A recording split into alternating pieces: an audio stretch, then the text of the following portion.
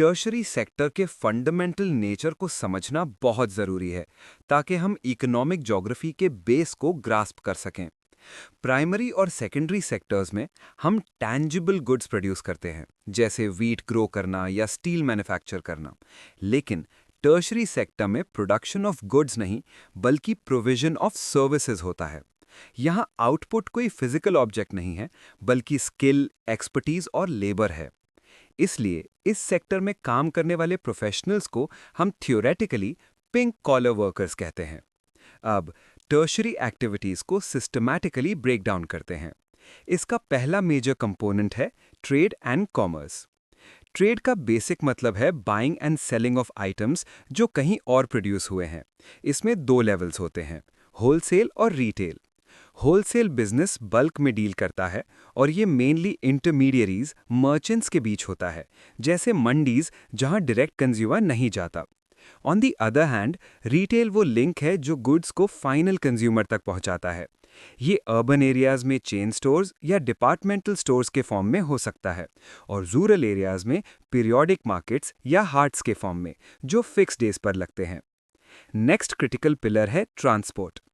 Geography में transport को सिर्फ मूवमेंट ऑफ गुड्स नहीं मानते, बल्कि इसे 3 अलग पैरामीटर्स पर मेजर करते हैं: किलोमीटर डिस्टेंस यानी फिजिकल लेंथ, टाइम डिस्टेंस यानी कितना समय लगा, और कॉस्ट डिस्टेंस यानी कितना खर्चा हुआ। ट्रांसपोर्ट का मेन गोल है फ्रिक्शन ऑफ डिस्टेंस को कम करना। समझ आया? अगर ट्रांसपोर्ट एफिशिएंट है तो प्रोडक्शन सेंटर्स और कंजम्पशन सेंटर्स के बीच का लिंकेज स्ट्रांग होगा। कम्युनिकेशन भी इसी कैटेगरी में आता है, लेकिन यहाँ मूवमेंट फिजिकल गुड्स का नहीं, बल्कि इंफॉर्मेशन और आइडियाज का होता है वाया टेलीकम्युनिकेशंस। फाइनली, टूरिज्म को एक मेजर सर्विस इंडस्ट्री के रूप में देखें। Tourism basically travel for recreation है, ना कि बिजनेस के लिए। टूरिज्म इंडस्ट्री का ग्रोथ डायरेक्ट रिलेशन रखता है डिमांड और ट्रांसपोर्ट कनेक्टिविटी से। डिमांड तब जनरेट होती है जब लोगों का स्टैंडर्ड ऑफ लिविंग हाई होता है और उनके पास डिस्पोजेबल इनकम और लीजर टाइम होता है। अगर लोगों के पास पैसा है पर टाइम नहीं, तो टूरिज्म नहीं होगा। सिमिलरली, इंफ्रास्ट्रक्चर और कनेक्टिविटी किसी भी टूरिस्ट डेस्टिनेशन की लाइफलाइन होती है। क्लाइमेट और लैंडस्केप भी स्ट्रॉन्ग पुल फैक्टर्स हैं। लोग ठंडी जगह से वार्म बीचेस या माउंटेन्स की तरफ अट्रैक्ट होते हैं बिकॉज ऑफ लैंडस्केप एस्थेटिक्स। ये सब फैक्टर्स मिलकर एक टूरिज्म कॉज़ैलिटी साइकिल क्रिएट करते हैं, जो इकोनॉमी में मल्टीप्लायर इफेक्ट लाता है। अब हम इकोनॉमिक लैडर पर एक स्टेप ऊपर चलते हैं, टुवर्ड्स द क्वाटरनरी सेक्टर, जिसे हम नॉलेज इकोनॉमी भी कहते हैं। टर्शरी सेक्टर जहां सर्विस प्रोविजन पर फोकस करता था, वहां क्वाटरनरी सेक्टर का core focus creation and processing of knowledge पर है। इस सेक्टर में काम करने वाले लोग डेटा को सिर्फ ट्रांसफर नहीं करते, बल्कि उसे एनालाइज करते हैं, इंटरप्रेट करते हैं और नई इंफॉर्मेशन जनरेट करते हैं। इन प्रोफेशनल्स को हम वाइट कॉलर वर्कर्स कहते हैं। यहां पर सबसे इंपॉर्टेंट एलिमेंट है रिसर्च एंड डेवलपमेंट यानी R&D। क्वाटरनरी एक्टिविटीज की खासियत ये है कि ये रिसोर्सेज या एनवायरनमेंट पर डिपेंडेंट नहीं होती। थिंक अबाउट इट, एक सॉफ्टवेयर डेवलपर या टैक्स कंसल्टेंट को काम करने के लिए कोई माइन या फैक्ट्री की जरूरत नहीं है। उन्हें सिर्फ इंटेलेक्चुअल कैपेबिलिटी और इंफॉर्मेशन इंफ्रास्ट्रक्चर चाहिए। इसलिए ये सेक्टर हाईली मोबाइल होता है। हिस्टोरिकली डेवलप्ड इकोनॉमीज में हमने देखा है कि एम्प्लॉयमेंट स्ट्रक्चर प्राइमरी और सेकेंडरी से शिफ्ट होकर टर्शरी और अब तेजी से क्वाटरनरी की तरफ जा रहा है। ये सेक्टोरल एवोल्यूशन स्टेयरकेस शो करता है कि सोसाइटी इंफॉर्मेशन एज में एंटर कर चुकी है। क्वाटरनरी सेक्टर की स्पेशल डिस्ट्रीब्यूशन बहुत यूनिक होती है। अनलाइक टर्शरी सर्विसेज जो हर जगह डिस्पर्स्ड होती हैं, जैसे हर मोहल्ले में बार्बर या grocery shop, quaternary activities specific locations पर क्लस्टर बनाती हैं। इन क्लस्टर्स को हम टेक्नोपोल्स कहते हैं। एग्जाम्पल्स के लिए silicon valley USA, Cambridge UK या सुकुबा सिटी जापान को देखें। इवन इंडिया में बैंगलोर एक क्लासिक एग्जाम्पल है। क्यों होता है ऐसा? ये क्लस्टरिंग इसलिए होती है क्योंकि नॉलेज बेस्ड इंडस्ट्रीज को सिनर्जी चाहिए होती है। जब सिमिलर स्किल सेट वाले लोग और कंपनीज एक साथ होते हैं तो इनोवेशन फास्ट होता है। एक क्लियर डिस्टिंक्शन बनाना जरूरी है, tertiary versus quaternary. Tertiary sector client specific होता है और सर्विस प्रोवाइड करता है, जैसे एक टैक्सी ड्राइवर जो पैसेंजर को ड्रॉप करता है।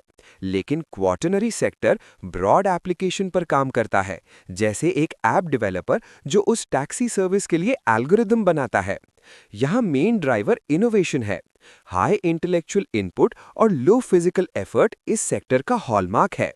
ये सेक्टर फ्यूचर इकोनॉमिक ग्रोथ का इंजन है, क्योंकि ये ट्रेडिशनल रिसोर्स कंस्ट्रेंट से बाउंड नहीं है। अब हम इकोनॉमिक हायरार्की के एब्सोल्यूट पीक पर पहुंच चुके हैं, the quinary sector. Pay attention here. अक्सर स्टूडेंट्स क्वाटरनरी और क्विनरी में कंफ्यूज हो जाते हैं, लेकिन डिफरेंस बहुत शार्प है। अगर क्वाटरनरी सेक्टर नॉलेज के बारे में है, तो quinary sector high level decision making के बारे में है। इस सेक्टर में वो लोग आते हैं जो सोसाइटी और इकोनॉमी के लिए पॉलिसीज फॉर्मुलेट करते हैं। इन्हें हम गोल्ड कॉलर प्रोफेशंस कहते हैं, क्योंकि ये अथॉरिटी और इन्फ्लुएंस का हाईएस्ट लेवल रिप्रेजेंट करते हैं। क्विनरी एक्टिविटीज का स्कोप नए आइडियाज को क्रिएट करने के साथ साथ उन्हें स्ट्रेटेजिक लेवल पर इंटरप्रेट और इम्प्लीमेंट करना है। इसमें सीनियर बिजनेस एग्जीक्यूटिव्स यानी CEOs, government officials, research scientists और लीगल कंसल्टेंट्स शामिल होते हैं। ये वो ब्रेन है जो पूरी इकोनॉमी की डायरेक्शन डिसाइड करता है।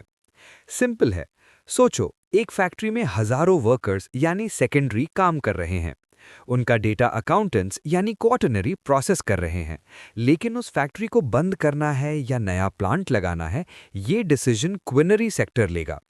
इनका नंबर बहुत कम होता है, extremely low volume of employment, लेकिन इनका इम्पैक्ट मैसिव होता है। एक policy decision millions of lives को अफेक्ट कर सकता है। डिसीजन इम्पैक्ट फ्लोचार्ट को विजुअलाइज करें तो समझेंगे कि क्विनरी सेक्टर सेंटर में बैठता है। यहाँ स्ट्रेटेजिक कंट्रोल और एडवांस टेक्नोलॉजी का यूसेज होता है।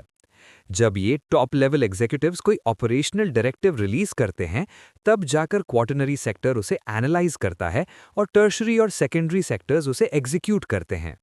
ये top down approach global trends को ड्राइव करती है। एक और इम्पॉर्टेंट ट्रेंड जो यहाँ इमर्ज होता है वो है outsourcing, specifically KPO, knowledge process outsourcing. जब डिसीजन मेकिंग और हाई लेवल एनालिसिस कॉम्प्लेक्स हो जाता है, तो कंपनीज स्पेशलाइज्ड फर्म्स को हायर करती हैं। केपीओ ट्रेडिशनल बीपीओ से अलग है, क्योंकि इसमें रूटीन वर्क नहीं बल्कि हाई वैल्यू रिसर्च और डेवलपमेंट इन्वॉल्व होता है। क्विनरी सेक्टर की सिग्निफिकेंस इसीलिए भी है क्योंकि ये सेक्टर नेशनल पॉलिसीज और ग्लोबल जियोपॉलिटिक्स को शेप करता है। इनका कंट्रीब्यूशन वैल्यू एडिशन के टर्म्स में हाईएस्ट होता है, इवन दो फिजिकल प्रोडक्शन में इनका रोल जीरो है। ये सेक्टर दिखाता है कि मॉडर्न इकोनॉमी में पावर मसल से नहीं, माइंड और पोजीशन से आती है। अब हम इंटरनेशनल ट्रेड की थियोरेटिकल फाउंडेशंस और बैलेंस ऑफ पेमेंट्स बीओपी के मैकेनिक्स को रिगरस तरीके से समझेंगे। ट्रेड सिर्फ गुड्स का एक्सचेंज नहीं है, ये नेशंस के बीच रिसोर्स डिस्पैरिटी का रिजल्ट है। देखो, हर कंट्री के पास सेम रिसोर्सेज नहीं होते। जियोलॉजिकल स्ट्रक्चर अलग होने की वजह से मिनरल डिस्ट्रीब्यूशन अनइवन है, और क्लाइमेट वेरी करने से एग्रीकल्चरल डाइवर्सिटी आती है। एक कंट्री जो वीट प्रोडक्शन में रिच है, ज़रूरी नहीं कि वो मशीनरी में भी एफिशिएंट हो। ये डिफरेंस ही इंटरनेशनल ट्रेड का बेसिस बनता है। इसके अलावा इकोनॉमिक डेवलपमेंट स्टेज भी मैटर करता है। Industrialised Nations manufactured goods export करते हैं, जबकि अग्रेरियन नेशंस रॉ मटेरियल्स। यहाँ सबसे क्रिटिकल कॉन्सेप्ट है डेविड रिकार्डो की थ्योरी ऑफ कंपैरेटिव एडवांटेज। इस प्रिंसिपल को ध्यान से समझें। ये थ्योरी कहती है कि एक कंट्री को सिर्फ वही गुड प्रोड्यूस करना चाहिए जिसमें उसकी अपॉर्चुनिटी कॉस्ट सबसे कम हो, और बाकी चीज़ें ट्रेड करनी चाहिए। कंपैरेटिव एडवांटेज मैट्रिक्स देखें। अगर कंट्री ए वीट और टेक्सटाइल्स दोनों बना सकती है, लेकिन वीट बनाने में वो ज़्यादा एफिशिएंट है, तो उसे अपनी एनर्जी वीट पर फोकस करनी चाहिए और टेक्सटाइल्स को कंट्री बी से इंपोर्ट करना चाहिए, जो शायद टेक्सटाइल्स में बेटर है। इस स्पेशलाइजेशन से ग्लोबल एफिशिएंसी बढ़ती है और दोनों कंट्रीज विन विन सिचुएशन में होती हैं। नेक्स्ट हम आते हैं बैलेंस ऑफ पेमेंट्स पर। ये एक कंट्री का फाइनेंशियल लेजर है जो रेजिडेंट और रेस्ट ऑफ द वर्ल्ड के बीच सारे इकोनॉमिक ट्रांजैक्शंस रिकॉर्ड करता है। अगर एक्सपोर्ट्स की वैल्यू इंपोर्ट्स से ज़्यादा है, तो हमारे पास पॉजिटिव या सरप्लस बीओपी है, मतलब पैसा देश में आ रहा है। कन्वर्सली, अगर हम खरीद ज़्यादा रहे हैं इंपोर्ट्स और बेच कम रहे हैं एक्सपोर्ट्स, तो ये डेफिसिट या नेगेटिव बीओपी है। डेफिसिट सिचुएशन लॉन्ग रन में सस्टेनेबल नहीं होती क्योंकि इससे फॉरेक्स रिजर्व्स ड्रेन होते हैं। टर्म्स ऑफ ट्रेड कॉन्सेप्ट भी यहाँ क्रूशियल है। ये रेशियो है एक्सपोर्ट प्राइसेस और इंपोर्ट प्राइसेस के बीच। अगर आपके एक्सपोर्ट की वैल्यू बढ़ रही है रिलेटिव टू इंपोर्ट्स, तो आपका टर्म्स ऑफ ट्रेड फेवरेबल है। फाइनली, प्रोटेक्शनिज्म को समझें। कभी कभी गवर्नमेंट्स जानबूझकर ट्रेड बैरियर्स लगाती हैं, जैसे टैरिफ्स यानी टैक्स ऑन इंपोर्ट्स या कोटाज यानी क्वांटिटी लिमिट। क्यों? ताकि वो अपनी डोमेस्टिक इंडस्ट्रीज को फॉरेन कंपटीशन से बचा सकें। हालांकि ये शॉर्ट टर्म में लोकल जॉब्स बचाता है, लेकिन लॉन्ग टर्म में ये एफिशिएंसी और कंज्यूमर चॉइस को हर्ट कर सकता है। ट्रेड थ्योरीज हमें ये सिखाती हैं कि open markets generally better growth drive करते हैं। ग्लोबल ट्रेड को स्ट्रीमलाइन करने के लिए नेशंस अकेले काम नहीं करते, बल्कि वो ग्रुप्स बनाते हैं जिन्हें हम ट्रेड ब्लॉक्स कहते हैं। इस प्रोसेस को रीजनल इकोनॉमिक इंटीग्रेशन कहा जाता है। इसका प्राइमरी पर्पस है मेंबर नेशंस के बीच ट्रेड बैरियर्स को रिड्यूस करना और इकोनॉमिक कोऑपरेशन बढ़ाना। ये इंटीग्रेशन एक हायरार्की या लेवल्स में होता है, जिसे हम कॉन्सेंट्रिक सर्कल्स ऑफ इंटीग्रेशन के थ्रू समझ सकते हैं।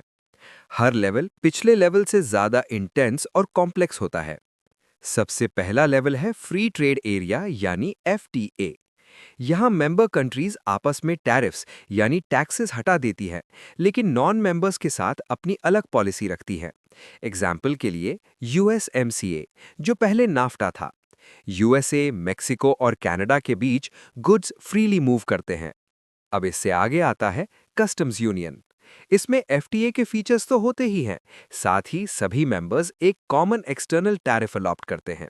मतलब अगर कोई बाहर का देश किसी भी मेंबर कंट्री को माल बेचेगा तो टैक्स रेट सेम होगा। तीसरा लेवल है कॉमन मार्केट। ये और भी एडवांस्ड है। यहाँ गुड्स के अलावा फैक्टर्स ऑफ प्रोडक्शन जैसे लेबर और कैपिटल की मोबिलिटी भी फ्री हो जाती है। मतलब एक कंट्री का वर्कर दूसरी कंट्री में बिना वीजा रिस्ट्रिक्शंस के काम कर सकता है। और फाइनल हाईएस्ट लेवल है इकोनॉमिक यूनियन। यहाँ मेंबर नेशंस की मॉनेटरी पॉलिसी सेम हो जाती है और अक्सर एक कॉमन करेंसी होती है। यूरोपियन यूनियन यानी EU इसका सबसे क्लासिक एग्जाम्पल है, जहाँ यूरो करेंसी चलती है और ब्रसल्स में सेंट्रलाइज्ड डिसीजंस होते हैं। मेजर ट्रेड ब्लॉक्स का ज्योग्राफिकल डिस्ट्रीब्यूशन देखना जरूरी है। यूरोप में EU डोमिनेंट है, जो सिंगल मार्केट कॉन्सेप्ट पर चलता है। साउथ ईस्ट एशिया में आसियान एक पावर सेंटर है, जो इकोनॉमिक ग्रोथ ड्राइव कर रहा है। नॉर्थ अमेरिका में USMCA इंटीग्रेशन को लीड करता है। साउथ एशिया में साप्टा कोशिश कर रहा है कोऑपरेशन की, दो पॉलिटिकल रीजन से ये उतना सक्सेसफुल नहीं है जितना EU। नोट करें, ट्रेड ब्लॉक्स की वजह से दुनिया इंटर ब्लॉक और इंट्रा ब्लॉक ट्रेड में डिवाइड हो गई है। ये ब्लॉक्स अपने मेंबर्स के लिए तो फायदेमंद हैं, लेकिन नॉन मेंबर्स के लिए ये प्रोटेक्शनिस्ट बैरियर्स खड़े कर देते हैं। इसलिए ग्लोबल ट्रेड मैप अब इंडिविजुअल कंट्रीज का नहीं, बल्कि इन बड़े ब्लॉक्स का इंटरैक्शन बन गया है। इकोनॉमिक इंटरडिपेंडेंस इतनी बढ़ गई है कि एक कंट्री का क्राइसिस पूरे ब्लॉक को अफेक्ट करता है।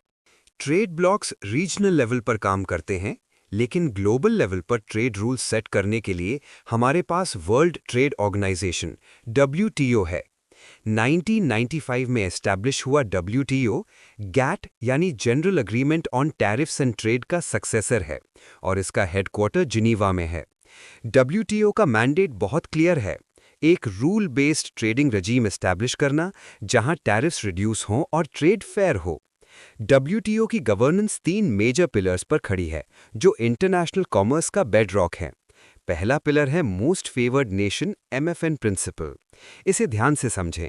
इसका मतलब ये नहीं कि किसी एक देश को फेवर करना है।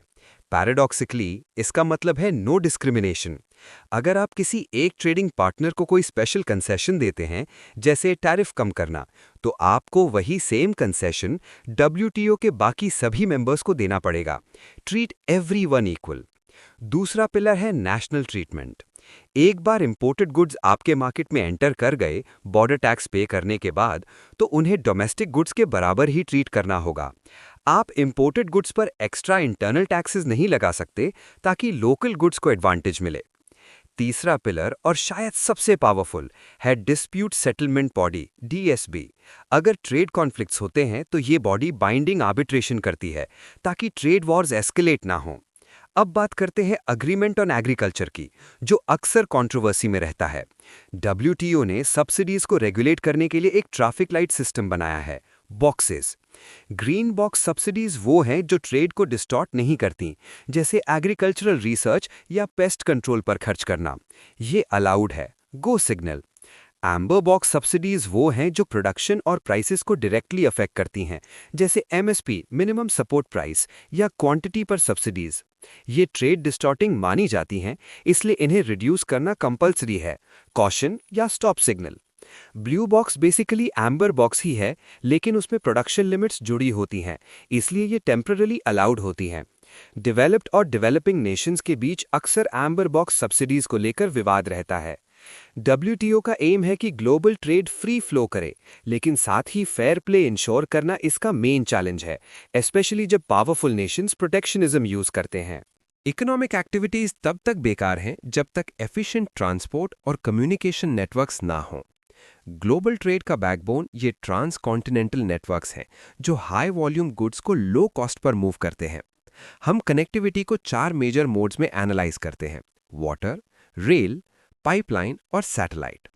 हर मोड का अपना डिस्टिंक्ट इकोनॉमिक एडवांटेज और ज्योग्राफिकल कंस्ट्रेंट है। सबसे पहले ट्रांस कॉन्टिनेंटल रेलवेज। ये ह्यूज लैंड मासेस को कनेक्ट करने के लिए वाइटल हैं। ट्रांस साइबेरियन रेलवे दुनिया का सबसे लंबा रेल रूट है, जो वेस्ट रशिया यानी सेंट पीटर्सबर्ग को पैसिफिक कोस्ट यानी व्लादिवोस्तोक से जोड़ता है। यह सिर्फ पैसेंजर ट्रेन नहीं, बल्कि एशिया और यूरोप के बीच गुड्स मूवमेंट का क्रिटिकल लिंक है। Similarly trans Canadian railway Halifax और वैंकूवर को जोड़ता है, जो कनाडा की इकोनॉमिक आर्टरी माना जाता है, क्योंकि ये व्हीट और मिनरल्स को पोर्ट्स तक लाता है। Rail transport bulk land transport के लिए बेस्ट है। मेजर वाटरवेज और शिपिंग लेन्स ग्लोबल कॉमर्स की लाइफलाइंस हैं। यहाँ सुएज कनाल और Panama canal strategic choke points हैं।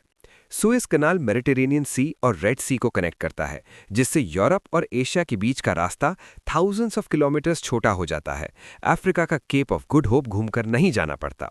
इससे टाइम और फ्यूल कॉस्ट ड्रास्टिकली कम होती है। पनामा कनाल अटलांटिक और पैसिफिक ओशंस को जोड़ता है, जो अमेरिकास के ट्रेड के लिए क्रूशियल है। Water transport high volume low cost model पर काम करता है। भारी सामान सस्ते में भेजना हो तो शिप बेस्ट है। मॉडर्न एरा में पाइपलाइंस और सैटेलाइट्स ने कनेक्टिविटी को रीडिफाइन किया है। पाइपलाइंस लिक्विड्स और गैसेस जैसे पेट्रोलियम गैस के ट्रांसपोर्ट के लिए यूज होती हैं, जैसे यूएसए की बिग इंच पाइपलाइन। इनका फायदा यह है कि ये कंटिन्यूअस फ्लो अलाउ करती हैं, एनर्जी कॉस्ट कम होती है और वेदर का असर नहीं पड़ता।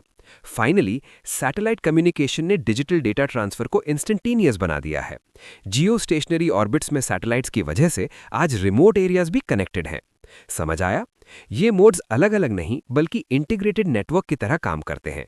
शिप से माल पोर्ट पर आता है, वहां से रेल या रोड से इनलैंड जाता है, और पूरा लॉजिस्टिक्स सैटेलाइट या इंटरनेट से कोऑर्डिनेट होता है। लेक्चर के फाइनल पार्ट में हम एक क्रिटिकल सोशो इकोनॉमिक चैलेंज और एक एमर्जिंग ट्रेंड को डिस्कस करेंगे: डिजिटल डिवाइड और आउटसोर्सिंग।